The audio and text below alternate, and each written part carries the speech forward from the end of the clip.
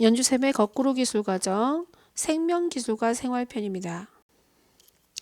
학습 목표 보겠습니다. 학습 목표 생명기술의 활용 분야에 대해서 공부하게 될 거고요. 이런 생명기술의 활용 분야마다의 발달이 우리 개인과 사회에 어떤 영향을 미치는지 공부해 보도록 하겠습니다. 자, 생명기술의 활용 분야 보겠습니다. 크게 세 가지로 얘기를 하는데요. 첫 번째로 농업 및 식량과 관련된 분야입니다. 이거는 우리 인류가 식량을 얻기 위해서 그 식량을 안정적으로 얻기 위한 거고요. 또 새로운 식량 자원을 개발하기 위한 것이 목적이 되겠습니다. 두 번째로 의료 분야인데요. 우리 요즘 코로나와 관련해 가지고 백신, 코로나 치료제 이런 것들을 개발하고 있죠. 많은 의약품과 의료 기술을 개발하는 게 목적입니다. 세 번째, 환경과 에너지 분야예요. 말 그대로 환경을 깨끗이 유지하고 환경이 스스로 정화될 수 있게 도와주는 그런 분야. 그 다음에 새로운 에너지, 자, 화석 에너지가 고갈될 위험이 있기 때문에 새로운 에너지를 개발하는데도 이 생명기술이 사용되고 있습니다. 자, 그러면 첫 번째로 농업 식량 분야와 관련해서 최근에 활용되고 있는 부분들을 좀 공부해 보도록 하겠습니다. 아마 앞으로 미래는 인구가 계속 증가할 거고, 그 다음에 농지가 점차 줄어들고, 이제 도시화가 되면서 농지를 확대하는 것은 어려워질 거고요. 그 다음에 바다 자원들도 고갈될 위험에 있겠죠. 그러다 보면 인류의 식량이 부족해지는 현상이 있겠잖아요. 그래서 인류의 식량 문제를 해결하기 위해서 대체 식량을 확보하고 수확량을 늘릴 수 있는 자, 대체 식량 확보라는 점과 그다음에 수확량을 좀 증대해서 식량을 늘리거나 자, 기능성 식품을 개발 연구하는 이런데 이 분야가 활발히 연구가 되고 있습니다. 그 중에 몇 가지만 좀 설명을 하면 먼저 식물 공장이라는 게 있어요. 말 그대로 식물은 농지에서 키워지는 거지만 실내에서 빛이나 물 양분들을 인공적으로 알맞게 제공해 주는 거죠. 그러니까 우리가 기후가 이상한 기후 변화에 어떻게 보면 대처할 수 있는 기후 변화에 대처할 수 있는 방법이겠죠. 대처할 수 있는 방법으로 우리 실내에서도 만들어낼 수 있는 요즘 아마 그 TV의 광고에서도 우리 가정용 우리 코로나 사태로 이제 바깥에 출입이 이런 게 어려우면서 또 혼자 사는 사람 위해서 가정용 그 식물 키우는 기계들이 개발되어 가지고 방송에 나오더라고요. 광고로. 자, 이런 것들. 그러니까 날씨나 기후나 이런 거에 영향을 받지 않으면서 재배가 가능한 식물 공장들이 발달했고요. 그 다음에 최근에 많이 등장하고 있는 것 중에 합성 우유라고 하는 게 있어요. 그러니까 젖소의 DNA를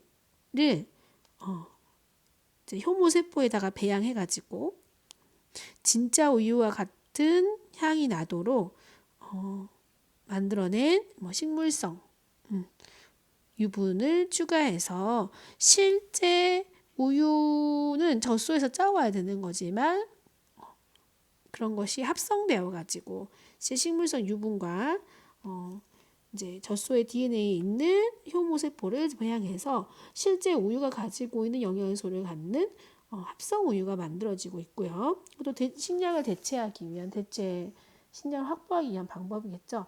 그 다음에 인간과 가축에게 식량 자원을 이용돼 식용곤충이 있어요. 아마 그 쌤도 동남아시아 같은 데 가가지고 귀뚜라미 막 튀김 이런 거 먹어봤거든요.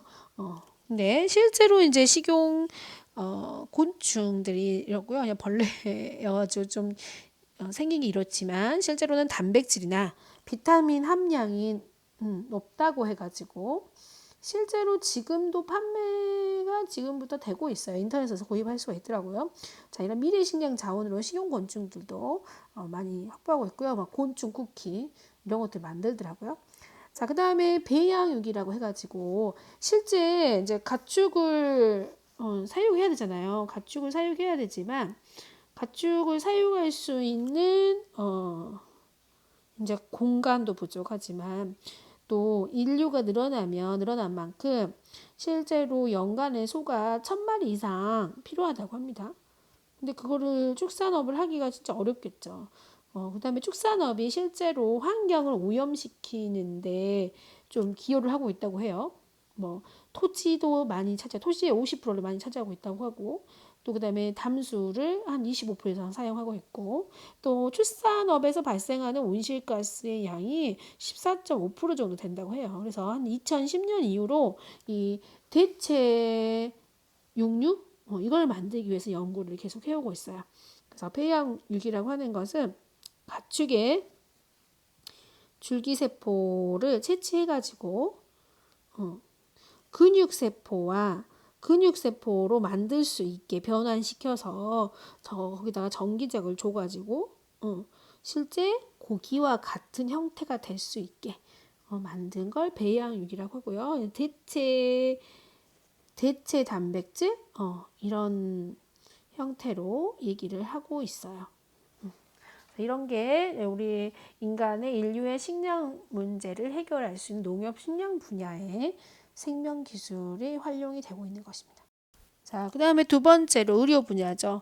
그러니까 인간의 질병을 예방하고 인간 질병을 예방하거나 치료하기 위해서 이런 데 이용하고 있고요. 지금 현재로서는 효율적인 예방과 진단, 치료 이런 것들을 가능하게 하기 위해서 연구를 하고 있고요. 의료 분야에서 관련해서 많이 얘기하고 있는 것 중에 우리 이제 생명기술이 정보통신 기술과 융합해서 활용되고 있는 부분이 있죠. 그리고 뉴 헬스케어 시대라고 보통 부르거든요.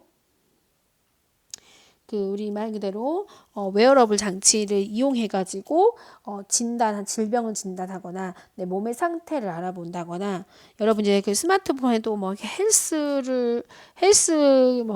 앱이나 헬스케어 같은 것들이 있을 거예요. 기본 장착되어 있는. 그다음에 뭐 스마트워치에 내 심전도라든지 내 심장 박동수, 그다음에 뭐 내가 지금 운동량 이런 것들, 실제로 그 쌤이 인터넷 뉴스 봤던 것 중에 실제 그 스마트워치가 심전도가 이상함을 알려줘서 측정해서 실제로 병원에 갔더니 실제로 문제가 있던 걸로 빨리 발견했대요. 그러니까 조기 진단이 가능했던 거죠.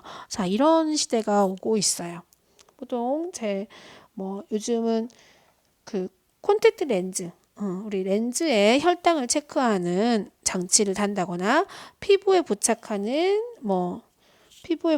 반창고처럼 피부에 부착해서 체온이라든지 맥박수, 자외선이 흡수되는 양 이런 것들로 생체 정보를 확인할 수도 있고요. 그다음에 아까 얘기한 대로 발목이나 손목에 웨어러블 장치를 달아가지고 그 사람의 건강 상태나 이런 것들을 조정하거나 진단하는 그런 의료용 웨어러블이 발달하고 있고요. 자, 그 다음에 유전자를 조작해서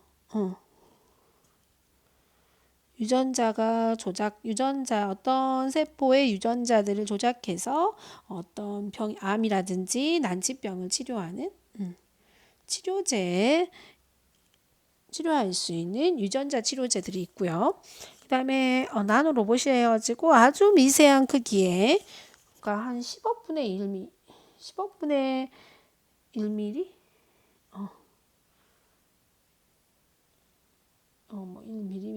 이 정도 아주 미세하고 우리 몸에 들어가서 세포만한 크기의 로봇을 직접 넣어가지고, 이것도 나노 기술이라고 하죠. 이런 작은 것들을 사용하는 나노 기술. 그러니까 원자의 크기 정도로 만들어가지고 실제 우리가 필요한 몸속에 제거해야 되는 것들을 인공적으로 제거하거나 이런 데 사용하는 나노 로봇이 있고요. 그다음 바이오 칩이라고 해가지고 이렇게 우리 작은 판에다가 DNA나 단백질 등을 결합해서 유전자의 결함이라든지 단백질 분포라든지 이런 것들을 분석해낼 수 있는, 빠른 시간 내에 검색하고 연구해낼 수 있는 이런 것들이 이제 반도체 칩에 이런 것들을 이용할 수 있는 것이 바이오 칩이라는 방식의 형태로 만들어지고 있어요. 이렇게 해서 첨단 기술과 이용을 해가지고 첨단 정보통신 기술, IT 기술을 이용해서 실제로 진단 시약을 만든다든지 진단 장치를 만든다든지 아니면 병원 치료하든지 이런 데 연구가 되고 있고요. 사용되고 있습니다. 자, 세 번째로 환경 에너지 분야입니다. 생명 기술을 활용해서 에너지 자원을 개발하고 오염 물질들을 좀 제거하거나 환경을 보존하기 위해서 사용하는 활용 분야입니다. 그래서 지구 온난화, 우리 대기 오염, 여러분 국어 시간에 지금 그 환경과 관련되어 있는 지구 기후위기 이런 거 아마 이렇게 공부하는 걸로 알고 있는데, 자, 이런 것들로 인해서 사람들이 어떤 거에 이제 관심을 갖게 됐냐면, 뭔가 우리가 그 화석연료를 대체할 수 있는, 자연에 최대한 해가 되지 않는 에너지를 어떻게 만들 것이냐.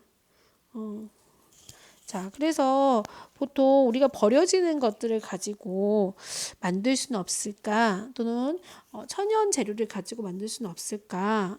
그러다 보면 우리가 환경의 오염이라든지 또 환경 오염을 적게 최소화하면서도 에너지를 얻을 수 있는 이런 걸 연구하다가 나오게 된 게 바이오 에너지입니다. 바이오 에너지. 자, 바이오 에너지의 장점은 풍부한 자원을 만들어낼 수 있다. 환경 친화적이다. 그 다음에 온실가스 이런 것들을 최대한 적게 만들어낸다. 자, 이런 장점이 있죠. 단점은 이제 다양한 연구가 좀 필요하고요. 그 다음에 이 자원들이 다양하기 때문에 그것들을 옮기거나 모으는 것이 좀 어려울 수 있고, 또 그거를 에너지화하는 공장이나 이런 시설에 투자 비용이 좀 많이 든다는 단점이 있지만, 이게 장기적으로 봤을 때는 우리 환경도 지키면서 우리에게도 유익한 이런 것들을 사용할 수가 있겠죠. 보통 유채나 콩과 같이 우리 그 기름 만들어낼 수 있는 것들 있죠. 이것을 에스테로화라고 하는 걸 하게 되면 실제 우리 자동차 디젤이라고 하는 거 있죠. 만들어낼 수 있는 게 바이오 디젤이고요. 또 이런 식물성 식물에다가 당분들을 꺼내 가지고 알코올을 발효시켜서 에탄올을 만들 수 있는 바이오 알코올을 부르는데 에탄올 만들 수도 있고요. 또 우리가 버려지는 쓰레기라든지 또는 배설물 이런 것들에 메탄가스가 나온단 말이에요. 그거를 모아가지고 가스로 활용하는 바이오 가스 이런 종류들을 바이오 에너지라고 합니다. 그러니까 버려지는 것들, 우리 일상 주변에 있는 것들을 어떤 화학 반응을 일으켜가지고 그걸 통해서 얻는 기름이라든지 알코올이라든지 가스를 사용하는 걸 바이오 에너지 분야라고 하고요. 자, 그 다음에 환경을 스스로 정화시킬 수 있는 기술들이 발달이 되고 있어요. 첫 번째로 생분해성 플라스틱이라고 있어요. 생분해성 플라스틱. 이거 뭐냐면 잘 썩지 않은 기존의 플라스틱과 달라가지고 미생물을 생산하는 고분자 폴리에스테르를 합성해서 만든 플라스틱이라고 하시면 돼요. 그러니까 천연 소재가 주성분이 되고 여기에 플라스틱처럼 되는 것으로 만들어낸. 그러니까 쉽게 얘기하면 흙에서 미생물에 의해서 분해가 되는 플라스틱이라는 거죠. 그러니까 자연스레 썩을 수 있다는 거, 썩어갈 수 있는 그런 플라스틱. 이거를 생분해성 플라스틱이라고 하는데, 요즘 우리가 플라스틱 문제도 되게 심각하잖아요. 환경 오염과 관련해서. 근데 이 플라스틱은 버려도 땅속에 가도 물에 가도 이게 분해가 될 수 있는 거기 때문에 없어질 수 있는 거기 때문에 환경 친화적으로 좋다고 하는 거죠. 그 다음에 우리 흑공이라고 많이 들어봤을 거예요. 이제 실제로 정화 기능을 할 수 있는 미생물들을 활발하게 만들기 위해서 황토에다가 EM을 섞어가지고 발효시키는 거죠. 발효시키면 이게 하천에 들어가서 하천의 더러운 물질들을 흡수하고 먹어치우고 이렇게 해서 실제로 자연스럽게 정화가 될 수 있는 이런 것들을 이용하는 생명 기술을 활용하고 있습니다. 자, 그러면 생명 기술이 지금 우리가 이렇게 연구 분야들을 보면 되게 우리한테 유익한 것 같죠. 유익한 것 같죠. 하지만 이제 부정적이거나 좀 우리에게 부정적인 영향을 줄 수 있는 것들도 생각을 같이 해봐야 돼요. 자, 먼저 긍정적인 영향 보세요. 앞에서 봤던 것처럼 친환경 제품이나 미생물을 이용해서 오염된 환경을 깨끗하게 만들 수 있거나 복원할 수 있다는 장점이 있고요. 아까 의료용 웨어러블처럼 질병을 미리 진단하거나 치료할 수 있다는 장점이 있고, 바이오 에너지 같이 새로운 에너지를 생산할 수 있다는 거. 그다음에 인공 장기들을 만들어 가지고 실제로 장애라든지 병 이런 것들을 극복해낼 수 있는 이런 긍정적인 효과도 가지고 오지만 부정적인 효과도 있죠. 자, 그런 약품 개발 이런 것들로 이제 뭐 우리가 뭐 동물 실험 이런 것들의 문제를 얘기하고요. 또 이런 것들의 문제로 인해서 거기서 새로운 또 질병이 만들어질 수도 있고 변이가 발생해서 좀 위험한 뭐 동물이나 이런 게 될 수 있다라는 거. 그다음에 유전자 변형 식품 작물들이 실제로 우리 인간에 들어와서 안전한가? 그거에 대한 검증이 아직 이루어지지 않았기 때문에 문제가 되는 거죠. 예를 들어서 뭐 슈퍼 옥수수예요. 그러니까 옥수수가 작은 옥수수인데 유전자를 변형을 해가지고 큰 옥수수를 만들었는데 우리 인간이 그걸 먹었을 때 우리 인간 몸 속에서 작용하는 게 실제 정말 옥수수가 그냥 커진 것 뿐이냐 아니면 실제 우리 인간의 세포에 어떤 영향을 줘가지고 뭔가 변형이 이루어지거나 뭐 돌연변이처럼 이런 것들이 생겨날 수 있지 않을까라는 이런 안전성이 아직은 검증이 100% 되지 않았기 때문에 유전자 변형 작물이 우리 몸에 좋을 것이냐 나쁠 것이냐 이거에 대한 걱정이 좀 있죠. 우려가. 그다음에 이제 복제 인간과 관련된 거 뭐 아이 복제 뭐 교정 복제 필요한 것들을 선택해서 아이 생명체 인간을 만든다. 이거는 좀 윤리적인 문제가 발생할 수 있겠죠. 또는 오히려 이제 새로운 동물이나 해충 또는 새로운 어떤 생명체를 만들다 보니까 이런 게 탄생되면서 실제 생태계에 문제를 발생시킬 수 있다는 거죠. 그 황소개구리가 우리나라에 들어와가지고 실제 일반적인 개구리들을 파괴하고 우리 그 먹이사슬이 흩어지는 이런 문제가 생겼었잖아요. 그래서 막 다시 그걸 잡아들이는 그런 작업을 하는 그런 정책들이 있었거든요. 자, 그러니까 부정적인 영향도 우리가 생각해 봐야 되죠. 그러면 생명기술이 계속적으로 발달하고 인류에게 좋은 영향만을 주려면 실제로 쟁점이 될 수 있는 문제들의 해답을 빨리 찾아야 되고요. 부정적이면은 최소화할 수 있는 연구가 진행이 되어야겠죠. 이거는 이제 수업 시간에 우리가 그 부분에 대해서 좀 자세히 얘기를 나누는 시간을 가져보도록 하겠습니다. 자, 이렇게 생명기술에 대한 전반적인 이야기를 끝냈고요. 이제 생명기술을 넘어서 전반적으로 우리 인간에게 유용한 새로운 기술과 관련된 적정 기술과 지속 가능한 발전에 대한 이야기를 다음 시간에 해보도록 하겠습니다.